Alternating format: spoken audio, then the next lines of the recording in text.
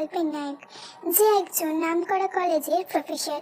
সুগা অত্যন্ত রাগী একজন ব্যক্তি এবং খুব কম কথা বলে, গম্ভীর প্রকৃতির। অন্যদিকে আমাদের গল্পের নায়িকা হলো জিমিন, যে অত্যন্ত চঞ্চল, হাসি খুশি এবং দুষ্টু প্রকৃতির মেয়ে। জিমিন এইবার কলেজে উঠবে। জিমিন চায় কলকাতায় কোনো একটা কলেজে গিয়ে পড়াশোনা করতে, কিন্তু জিমিনের বাবা জিহোপ তার মেয়েকে একা ছাড়তে চায় না। কিন্তু জিমিন অত্যন্ত জোরাজুরি করাতে জিহোপ আর কোনো উপায় না পেয়ে শেষে তার বন্ধু সুগাকে ফোন করে। সুগা হচ্ছে জিহোপের স্কুল লাইফের ফ্রেন্ড, খুবই ভালো বন্ধুত্ব তাদের। তাই জিহোপ ঠিক করে জিমিনকে ওই কলেজে ভর্তি করবে, যে কলেজের প্রফেসর হচ্ছে সুগা। জিহোপ ফোনে সুগাকে সবটা বলে। সুগা সবকিছু শুনে জিহোপকে আশ্বাস দিয়ে বলে যে সে তার মেয়ের খেয়াল রাখবে। সুগার কথা শুনে জিহোপও একটু শান্তি পায়। আজ জিমিনের কলেজের প্রথম দিন। জিমিন কলেজে বসে বসে তার নতুন বন্ধু তের সাথে কথা বলছে। ঠিক তখনই সুগা কলেজে ক্লাস নেওয়ার জন্য রুমে প্রবেশ করে। সুগা অত্যন্ত সুদর্শন একটি পুরুষ, যার রূপের কোনো তুলনা হয় না। কলেজের সব মেয়েদের ক্রাশ হচ্ছে সুগা। প্রথম দেখাতে জিমিনেরও ভালো লেগে গেছে সুগাকে। অন্যদিকে সুগারও জিমিনকে ভালো লেগে গেছে, কিন্তু যেহেতু সে তার বন্ধুর মেয়ে এবং সম্পর্কে তার আঙ্কেল হয়, তাই সে এই ব্যাপারটাকে নিয়ে বেশি মাথা ঘামাতে চায়নি।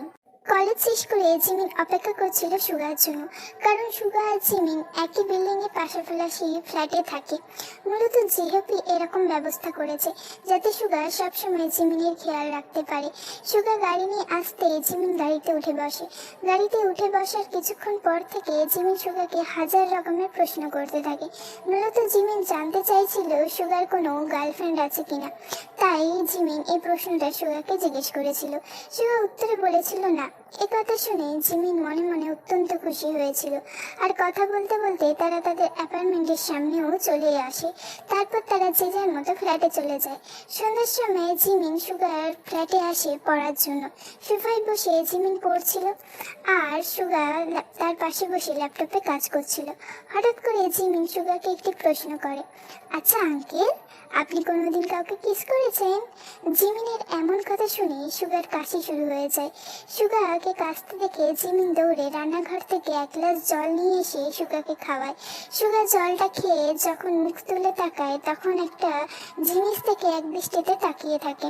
সুগার দৃষ্টি অনুসরণ করে যখন জিমিন নিজের দিকে তাকায়, তখন ব্যাপারটা বুঝতে পেরে একটু মুচকি হাসে। তারপর জিমিন সুগাকে উদ্দেশ্য করে বলে, আঙ্কেল, আপনি কি দেখছেন? জিমিনের কথায় সুগার ধ্যান ভাঙে এবং একটু অস্বস্তিকর অবস্থায় পড়ে যায়। আর মনে মনে ভাবে, আমি এটা কি করতে যাচ্ছিলাম? না না, আমাকে এই মেয়ের থেকে দূরে থাকতে হবে। জিমিন তার ফ্ল্যাটে এসে তেকে ফোন করে এবং সব কথা খুলে বলে। জিমিন সুগার মনের কথা জানতে চাইছিল, তাই তে আর জিমিন মিলে একটা প্ল্যান করে। পরের দিন সকালে সুগা অনেকক্ষণ ধরে জিমিনের জন্য অপেক্ষা করছিল, কিন্তু জিমিন আসছিল না। তাই সুগা বাধ্য হয়ে জিমিনের ফ্ল্যাটে ঢুকে জিমিনের রুমের সামনে যায়। দরজাটা খোলা ছিল, তাই সুগা দরজাটা খুললো। তারপর সামনে যে দৃশ্যটা দেখলো, সেটা দেখে সুগা পুরো স্ট্যাচু হয়ে গেছিল, কারণ তার চোখের সামনে জিমিন ড্রেস চেঞ্জ করছিল। নিজেকে কিছুটা স্বাভাবিক করে সুগা রুম থেকে দৌড়ে পালিয়ে যায়। জিমিন এতক্ষণ পুরোটাই আয়না দিয়ে দেখছিল। সুগার এরকম অবস্থা দেখে মুচকি মুচকি হাসতে থাকে এবং মনে মনে বলে, প্রথম প্ল্যান সাকসেসফুল হয়েছে, এবার দ্বিতীয় প্ল্যান। কিছুক্ষণের মধ্যে জিমিন নিচে নেমে আসে এবং দেখলো সুগা গাড়িতে বসে আছে। জিমিনও গাড়িতে উঠে বসল। তারপর সুগা গাড়ি স্টার্ট দিল। কিছুক্ষণ পর সুগা জিমিনকে উদ্দেশ্য করে বলে, ড্রেস চেঞ্জ করার সময় রুমের দরজাটা লক করতে হয়, সেটা জানো না? আজ যদি আমার জায়গায় অন্য কেউ থাকতো তাহলে কি হতো বলো তো? জিমিন না জানার ভান করে সুগার দিকে তাকায় এবং সুগাকে জিজ্ঞাসা করে, কি হয়েছে আঙ্কেল, আপনি কি কিছু দেখেছেন?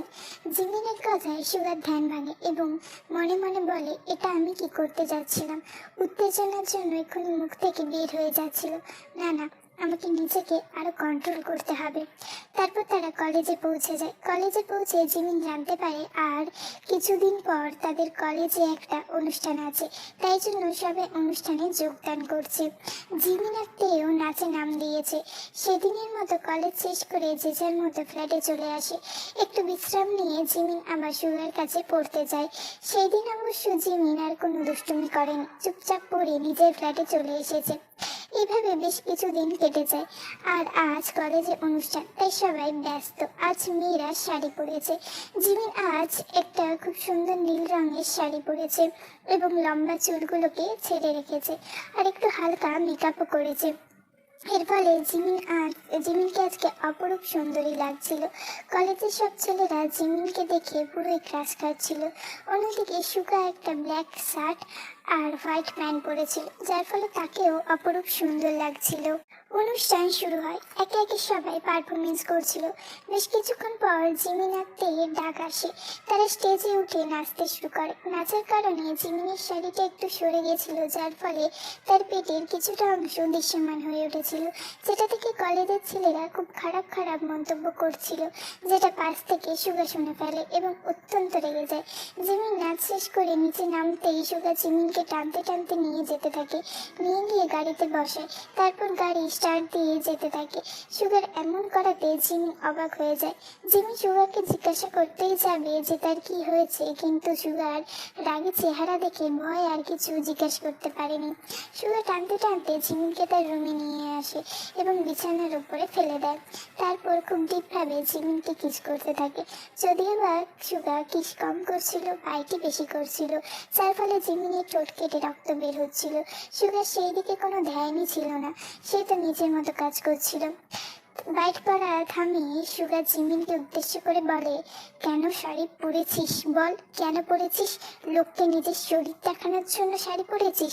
আজ আমি তোর এমন অবস্থা করব যার ফলে তুই আর কোনোদিন শাড়ি পরতেই চাইবি না। এই বলে সুগা জিমিনের পেটটা, সেই যে অংশটা দৃশ্যমান হয়েছিল সেই অংশটা খামচে ধরে জোরে, যার কারণে জিমিন ব্যথায় চিৎকার করে সুগাকে বলে, প্লিজ আঙ্কেল, আমায় লাগছে, আমাকে ছেড়ে দিন।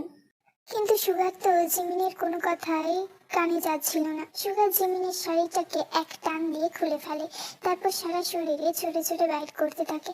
বেশ কিছুক্ষণ এইভাবে চলার পর সুগার রাগটা একটু কমে আসে আর সে জিমিনকে জড়িয়ে ধরে বলে, আই এম সরি জিমিন, আমি রেগে গেলে আমার মাথা ঠিক থাকে না।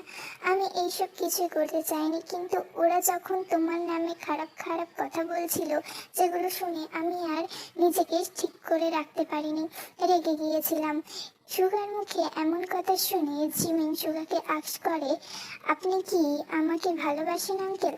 কিছুক্ষণ চুপ থাকার পর সুগা বলে, হ্যাঁ, আমি প্রথম দেখাতেই তোমাকে ভালোবেসে ফেলেছি। কিন্তু কিন্তু কি আঙ্কেল? কিন্তু ভয় বলতে পারিনি, কারণ এই জন্য যদি জিহব আমাকে ভুল বোঝে আর আমাদের বন্ধুত্বটা নষ্ট হয়। কারণ আমি তোমার আঙ্কেল হই আর জিহব আমাকে খুব বিশ্বাস করে তোমাকে এখানে পাঠিয়েছে, আর আমি জিহবের বিশ্বাস ভাঙতে চাই না। কিছুক্ষণ চুপ থেকে জিমিন বলে, বাবাকে রাজি করানোর দায়িত্ব আমার, আপনি শুধু আমার পাশে থাকলেই হবে। তারপর সুগা আর জিমিন ঠিক করে জিহবের কাছে যাবে এবং সব কথা বলবে। যেমন ভাবা তেমন কাজ। পরের দিন তারা দুজনে জিমিনের বাড়ির উদ্দেশ্যে রওনা হয়। জিমিন আগে থেকে জিহবকে বলে রেখেছিল যে তারা বাড়ি যাচ্ছে। জিহুব ও তাদের আসার অপেক্ষায় ছিল। তারা বাড়িতে ঢুকতেই জিহুব এসে সুগাকে জড়িয়ে ধরে। তারপর তারা বেশ কিছুক্ষণ গল্প করে তারা খেতে বসে। খাওয়া দাওয়া শেষ করে সবাই ড্রয়িং রুমে বসে আছে, কারণ জিমিন তার বাবা মাকে বলেছে তারা কিছু গুরুত্বপূর্ণ কথা আছে, তাই সবাই ড্রয়িং রুমে উপস্থিত হয়েছে। তারপর জিমিন তারা সুগার সব কথা খুলে বলে। সব শুনে জিহুব কিছুক্ষণ চুপ হয়ে থাকে। সুগা তো অত্যন্ত ভয়ে ছিল, সে ভাবছিল এই মনে হয় জিহুব তাকে ভুল বুঝবে, কিন্তু সুগাকে ভুল প্রমাণিত করে জিহুব উঠে এসে সুগাকে জড়িয়ে ধরে এবং বলে, আমি রাজি, কারণ তোর মতো এত সুন্দর এক সুদর্শন এবং অত্যন্ত ভালো সৎ মানুষের হাতে যদি আমি আমার মেয়েকে তুলে দিতে পারি, তাহলে আমি অনেক ভাগ্যবান হব। জিহুবের কথা শুনে সুগা এবং জিমিন একটা দীর্ঘ নিঃশ্বাস ফেলল। বাসর ঘরে জিমিন বধূ বেশি বসে আছে, আর কিছুক্ষণের মধ্যেই সুগা রুমে প্রবেশ করলো। দরজাটা বন্ধ করে দিয়ে ধীরে ধীরে জিমিনের কাছে এগিয়ে আসলো এবং তার পাশে বসলো। তারপর জিমিনের হাতটা নিজের হাতের মুঠোয় নিয়ে সুগা বলল, আমি এখনো বিশ্বাস করতে পারছি না জিমিন, সত্যি কি আমাদের বিয়ে হয়েছে? আমার কাছে তো এখনো সবকিছু কল্পনার মতো লাগছে। তারপর জিমিন তার দুহাত দিয়ে আলতো করে সুগার দুগাল স্পর্শ করে বলল, হ্যাঁ আঙ্কেল, আমাদের সত্যি সত্যি বিয়ে হয়েছে। আঙ্কেল? আমি তোমার আঙ্কেল? ও সরি সরি, আমি তো ভুলেই গেছিলাম আপনি আমার বুড়ো বর। কি, আমি তোমার বুড়ো বর? আচ্ছা ঠিক আছে, তাহলে তোমার এই বুড়ো বর কি কি করতে পারে সেটা দেখাই। এই বলে সুগা জিমিনের সারা মুখে ভালোবাসার পরশিকে দিতে থাকে এবং ধীরে ধীরে তারা হারিয়ে যায় সেই ভালোবাসার সাগরে। That's for today. গল্পটা আমি এখানেই শেষ করলাম। তোমাদের যদি ভালো লাগে please please please like comment share and subscribe.